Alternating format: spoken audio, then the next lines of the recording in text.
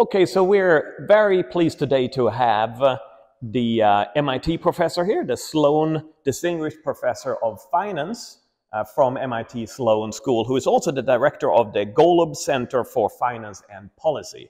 And we're just going to ask a couple of questions to you, Professor Lucas, as a member of the Shadow Open Market Committee. So the first question would be, the Federal Reserve, they have been increasing the interest rates and now they have taken a stop. Is that a sign of the Fed being indecisive?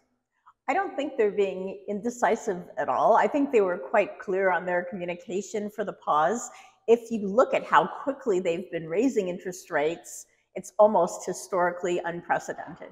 And as you know, all economists say, monetary policy has long and variable lags. So if they just kept on raising and raising and raising and raising, they wouldn't really have time to see if it was effective or not. So I think they've made it quite clear. They're pausing, giving it a little more time to see if they need to raise more, but they're pretty forceful on the fact that they probably will raise again. So I think it's not indecision, but wisdom to be taking a pause. Now, some people talk about a soft landing or a hard landing. What do you think is going to happen?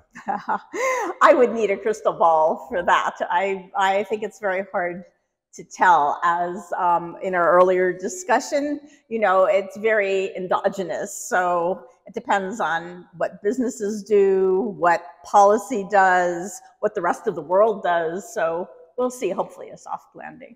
I'll vote for a soft landing. That's we all do that. I guess you have my vote as well. Last question then is about maybe a banking regulation. So do you think that the Fed should have done more to try to prevent what happened with Silicon Valley Bank? Yeah, so what I think is that there's a whole area where Fed regulations are insufficient, and it has to do with interest rate risk. They're very worried about banks taking on too much credit risk and that could bring them down. But in fact, the classic way that banks have failed is when they take on a lot of interest rate risk, and there's no formal procedures for the Fed to deal with that.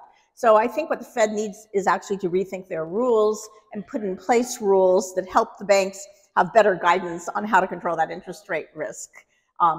Meaning, I don't think it was so much a mistake in that instance as a general mistake that they haven't created better policy in this respect. Thank you. Professor Deborah Lucas from MIT Sloan. Thank you so much. Thanks for the opportunity, and thank you for having me here at Chapman.